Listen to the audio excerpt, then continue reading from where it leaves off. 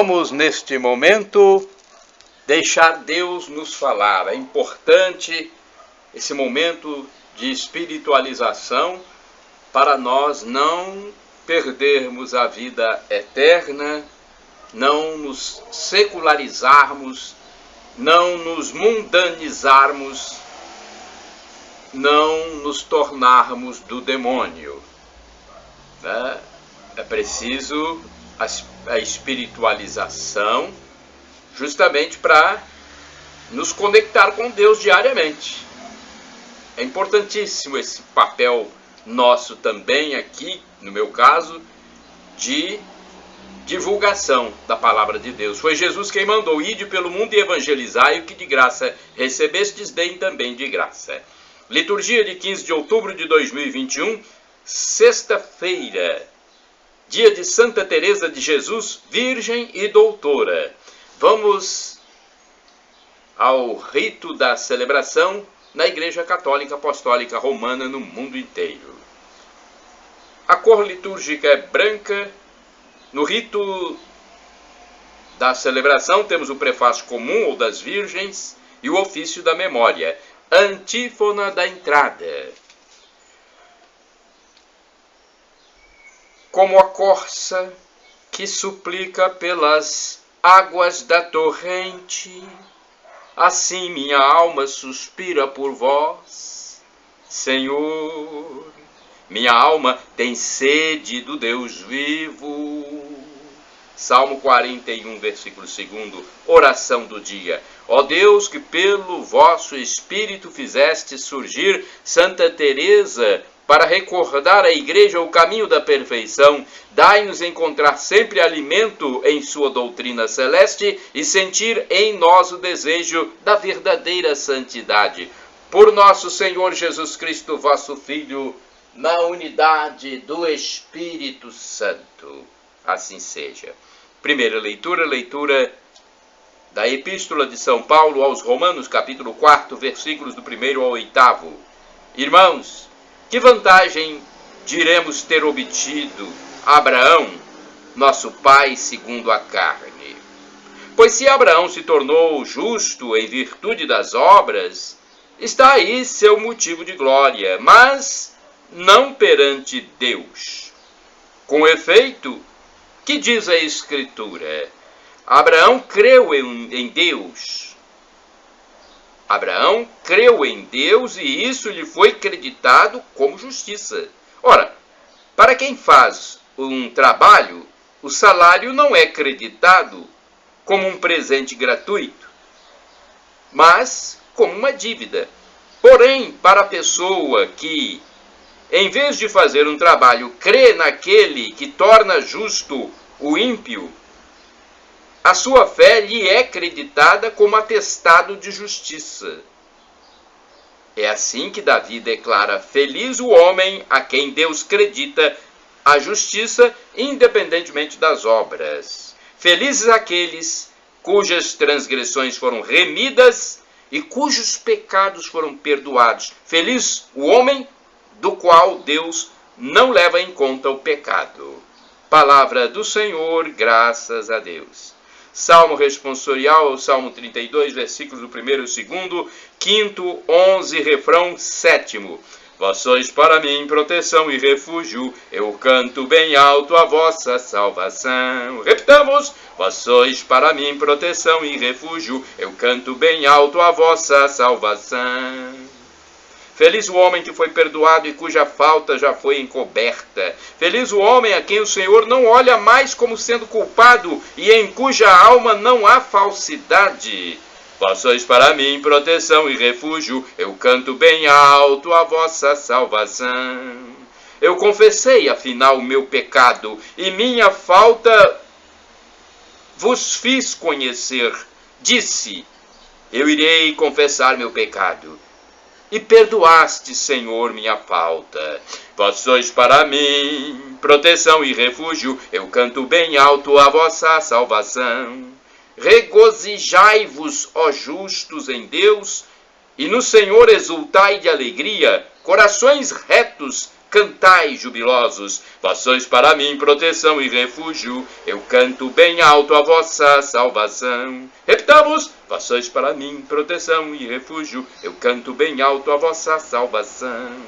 Aclamação ao Santo Evangelho, com um texto do Salmo 32, versículo 22. Aleluia, aleluia, aleluia, aleluia. Aleluia, aleluia, aleluia, aleluia. Sobre nós venha, Senhor, a vossa graça, da mesma forma que em vós nós esperamos. Aleluia, aleluia, aleluia. Aleluia, aleluia, aleluia, aleluia, aleluia, aleluia. Evangelho de Jesus Cristo segundo São Lucas, capítulo 12, versículos do 1º ao 7º.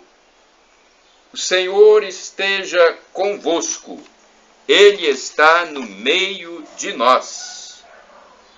Proclamação do Evangelho de Jesus Cristo, segundo São Lucas. Glória a vós, Senhor. Pelo sinal da Santa Cruz, livra-nos Deus nosso Senhor dos nossos inimigos. Naquele tempo, milhares de pessoas se reuniram a ponto de uns pisarem os outros. Jesus começou a falar primeiro a seus discípulos: tomai cuidado com o fermento dos fariseus, que é a hipocrisia. Não há nada de escondido que não venha a ser revelado, e não há nada de oculto que não venha a ser conhecido. Portanto, tudo que tiverdes dito na escuridão será ouvido à luz do dia, e o que tiverdes pronunciado ao pé do ouvido, no quarto será proclamado sobre os telhados. Pois bem, meus amigos, eu vos digo, não tenhais medo daqueles que matam o corpo, não podendo fazer mais do que isto. Vou mostrar-vos a quem deveis temer. Temei aquele que, depois de tirar a vida, tem o poder de lançar-vos no inferno. Sim, eu vos digo, a este temei. Não se vendem 5 pardais por uma pequena quantia?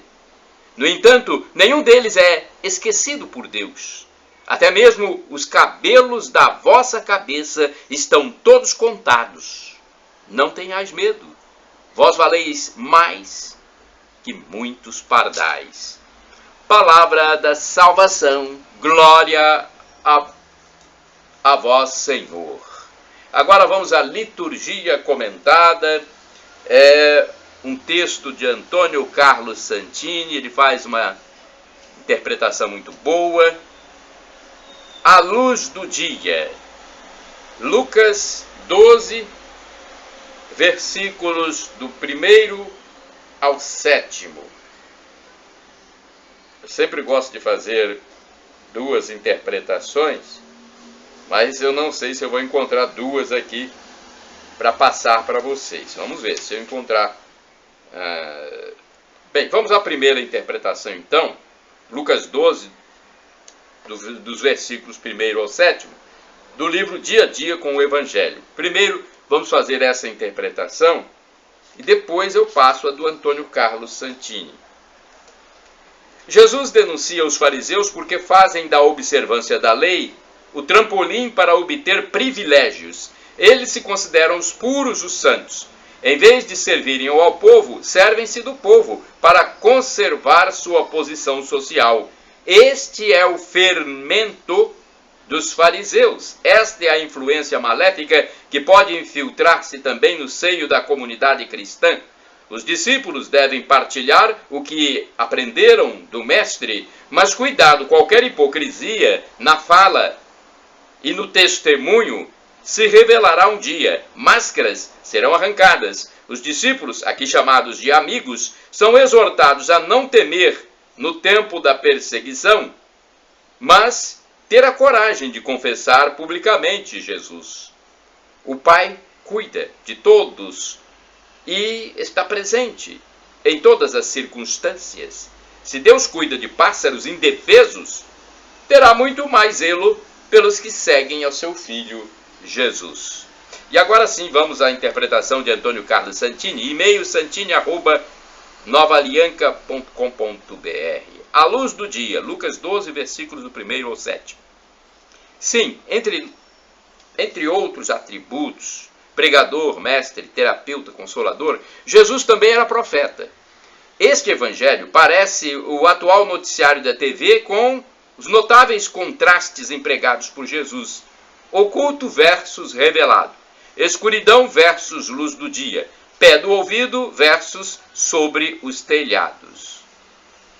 Exatamente sobre os telhados está a floresta de antenas que transmitem e recebem todos os dias as notícias sobre as fraudes e sua revelação, a corrupção e a delação premiada, a propina por baixo da mesa e o retrato do empresário atrás das grades. O empresário corrupto, notadamente. E o princípio eterno do Mestre de Nazaré é este: não há nada oculto que não venha a ser revelado. Nos anos 50, nas aulas de religião, aprendíamos o solene estatuto: Deus me vê. E a mensagem era reforçada pela imagem de um triângulo com grande olho incluso. Era o olho de Deus. Pensando bem, fazia efeito. A criança sabia que era inútil qualquer tentativa de ocultar algum mal feito. Mesmo que pais e mestres não o vissem, Deus estava vendo. Será que temos aqui uma explicação para o mar de lama que escorre das empresas fraudulentas para os parlamentos também fraudulentos? Terá sido a tentativa de criar um mundo sem Deus e sem seus olhos onipresentes? O novo caldo de cultura para a corrupção generalizada? Talvez, pois, quando um general, aconteceu no governo militar, desvia o trigo integral da merenda escolar para revendê-lo, deixando as crianças com fome, não vejo outra explicação para essa conduta a não ser a total impiedade de um indivíduo sem Deus. Nós cremos em um juízo final. O grande dia do Senhor, o catecismo da Igreja Católica assim ensina. Na linha dos profetas e de São João Batista, Jesus anunciou em sua pregação o juízo do último dia. Então será revelada a conduta de cada um e o segredo dos corações. Será também condenada a incredulidade culpada que fez pouco caso da graça oferecida por Deus. Curiosamente, parece que a Polícia Federal, o Ministério Público, andam antecipando as coisas e muitos delinquentes já não esperam pela segunda vinda para terem revelado a sua iniquidade. Tanto melhor. Tudo isso deveria nos ensinar a pisar em brasas. Orai sem cessar, irmãos e irmãs. O olhar do Senhor vigia sobre quem o teme. Salmo 33, versículo 18. Vamos agora ao santo do dia. Na verdade é uma santa, Santa Teresa de Jesus. Também chamada Teresa de Ávila, para não confundir com a outra Teresa. Tem várias Santas Teresas. É um texto do padre Evaldo César de Souza, missionário redentorista, que escreve para o site a12.com. Nascida no dia 28 de março de 1515, foi educada com os irmãos dentro dos exemplos e princípios cristãos. Seu amor ao Cristo a fez planejar fugir de casa aos 7 anos para entregar-se ao martírio. Na adolescência, Teresa afastou-se um pouco da vida exemplar e apegou-se às vaidades humanas. Seu pai a conduziu então para estudar no colégio das Agostinianas, mas uma grave doença a obrigou a voltar para casa. Neste período, pela primeira vez, Teresa passou por experiências espirituais. Com 20 anos, decidiu se tornar religiosa. Desta vez, fugiu com sucesso para morar no convento carmelita de Ávila. Vivia atormentada por pensamentos e tentações.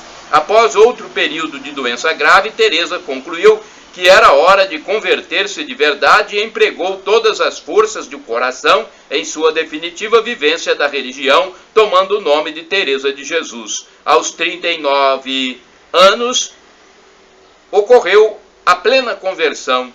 Pequena e sempre adoentada, ninguém entendia como conseguia subir e descer montanhas para percorrer os conventos da Espanha. Em 1560 teve inspiração de um novo Carmelo, onde se vivesse sob as regras originais. 2 anos depois fundou o primeiro convento das Carmelitas Descalças, da regra primitiva em Ávila. Apesar de toda esta atividade, ainda encontrava espaço para transmitir ao mundo suas reflexões e experiências místicas. Registrou toda a sua vida e espiritualidade mística em livros como O Caminho da Perfeição, As Moradas, a Autobiografia e outros. Doente, morreu no dia 4 de outubro de 1582, aos 67 anos. O Papa Paulo VI, em 1970, proclamou Santa Teresa d'Ávila doutora da Igreja, sendo a primeira mulher a obter o título.